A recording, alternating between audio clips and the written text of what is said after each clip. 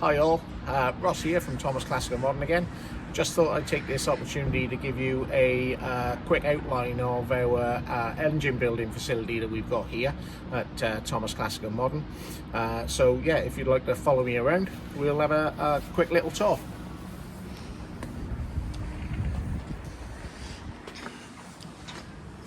So first things first, this is the main area of the unit. Ignore the Mini that's under the cover there. We will do a video on that at some point in the not too distant future. That's a heritage shell rebuild that we've just completed for a customer. Currently in here just for storage purposes whilst we wait for the weather to turn so we can get that MOT'd, finally finished and back to her. But we will do a video on that at a later date. So coming into the unit, we've got our cleaning area first of all, what we class as our dirty area. On the right here, we've got our vapor blast unit, which we use for all our aluminium gearbox casings and so on and so forth. Recent new addition is our dry blast unit, which will allow us now to clean most of the paint, rust, scale, all that sort of thing off components before we vapor blast them if we need to, or certainly before we prep them. And then over in the corner then we've got our heated pressurized parts washer. That just runs standard sort of geyser, which we use for cleaning all of our grimy stuff. So all of our gearbox casings go in there first of all before they go through the other processes. Very time consuming job, cleaning and painting. Unfortunately, it's a necessary evil and there's no way around it, not if you want to do the job properly. In the corner, we've just got a temporary spray booth that we've rigged up for painting brackets and so on and so forth. Absolute godsend in this current climate where it is absolutely freezing in here. We normally got a little heater etc. in there to allow the paint to harden off a bit better, and it just contains everything out of the way. This is our dirty bench where we carry out all the stripping. So if you send us a unit, this is where it will go in the first instance. We will then strip it, assess it, and go from there and hatch a plan for you. This area then that we move into is the storage area. This unit here, we've just done a video on this one of a full cam braking procedure. So if you haven't seen that one yet, have a look on the channel, you'll find that. That's now been posted up in the past few days. And this area is where everything gets held in terms of engine projects. So each one of these black and yellow boxes has in there all of the parts necessary for an engine build for customers. The engine units at the back over there are currently in the queue, so to speak. They are yet to be stripped, assessed, and found out what specification we're going to need to rebuild them to. So they are the next three that are in line over here. All the units that you see here, so this one down the bottom here is fully stripped, assessed. We already know what is happening with that one. The one at the top shelf there is exactly the same. We know what specification that's going to. We are just currently waiting for the core parts to come in for those units. Over here is generally where we hold all the gearbox rebuilds that we're carrying out. So each one of these is all a gearbox rebuild that we're currently doing. Not just full engines, gearboxes, cylinder heads, etc. We do, as you can imagine, being a classic mini restoration specialist, we do absolutely everything. But this is the unit that is purely for the engine and gearbox rebuilds. And then we move over to the other side. This is a little bit of a work in progress at the minute. Under the white blanket is my ex-Hill Climb Sprint engine, which is currently waiting for detuning to go into a road vehicle.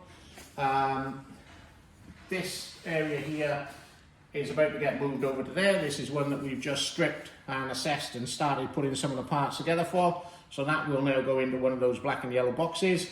That engine unit is currently away being machined. We generally do it on the basis that we have 2 away being machined, we have 2 here being built, and we have 2 stripped ready to go back into machining. And we constantly work on rolling tool basis. It's easier for us to keep on top of that way. Generally, we've got about 8 or 9 engines currently in the mix, so to speak. This is then our secondary cleaning area. We've got our ultrasonic cleaning tank here, which is where we use separate containers for all the fixtures. So timing plate, tensioners, etc., nuts, bolts, washers, everything goes through the ultrasonic cleaning process first. That's just general sort of parts degreaser in there. They go in here for a degrease first of all. Everything else then that needs to come out of there, so all the nuts, bolts, fixings, so on and so forth, then go into our tumbler. That's just normal garnet that we use in there.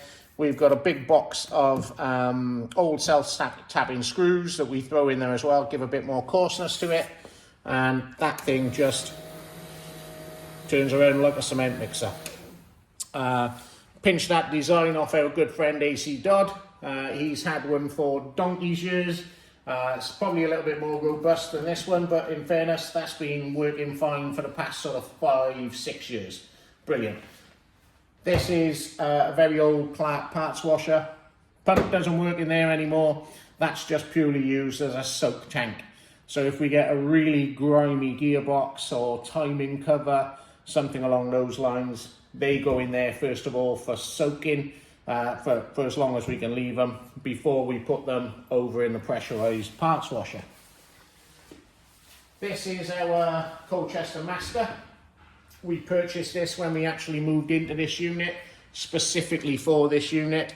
It's something that I can't believe I've survived without for so long, in all honesty. It is a tool that I don't really see how you can build engines nowadays without having one of these. Setting clearances and so on and so forth, modifying timing gears, etc. It's absolutely an essential. We have actually got a large 3-phase mill that we have purchased that's currently in storage, which we are intending on putting in this area to allow us to further do as much as we can in-house. So this is then moving into our build area. So this is the area where all the building itself actually takes place. So this is our clean area, if you like. Our stainless steel workbenches are normally laid out with the bits for whatever engine build is currently ongoing. This one that we have here is our 1360 unit. We've begun to do the video of the short motor assembly. This is going to the United States, so there will be a video coming out on that very shortly. Some of the parts that are remaining for that one are over there. Some of the parts that are remaining for that one are currently in the ultrasonic cleaning tank. So we are kind of off and running with that. These Sealy units we purchased when we first moved in here. Absolutely fantastic. Love them to bits. Allows you to keep everything nice and organised. Keeps all the workspace, worktop nice and free of clutter. We can put our hand on anything we need. And obviously we've got the, as I said, the stainless benches over there for the actual physical building. So this is where, so to speak, the magic happens, I guess. This is where all the final assembly takes place. So this is where we tend to carry out our complete builds. As in, if we're doing not just a short motor, this is a bench that we use for gearbox, short motor, cylinder head assembly, clutch, flywheel, etc. So this is a fully built area that we tend to use. Makes it nice and easy for us to lift the unit then off this bench with our engine crane. And the original intention then when we set this workshop up was this was the area that we would do a full install. So the kind of idea behind it was car would come in, generally limping, through those doors, we'd remove the engine, strip it, clean it, assess it, project box it, then enter the build stage and the engine would go straight back in. We would then get it fully tuned, rolling loaded. We are very fortunate at the moment that we've actually taken on another one of these units just a little bit further down the estate, which is purely for storage. And that is currently where those cars are sat waiting, rather than sat in here in our workspace. So that's a general overview of how we work and our general facility here. Hope you enjoyed that quick little tour. If you are interested in any of our services, engine builds, gearbox builds, as I say, limp in, screech away, whichever way you want to look at it, please get in contact with us if you need to via Facebook, or check out our website, or by all means, like and subscribe to this video, and then obviously we can let you know when our next videos get posted. We're going to try and post a few more bits and pieces on YouTube as we go along this year, something we've never done, so please bear with us. I'm sure we'll get better as we go along, but in the meantime, thanks very much for watching.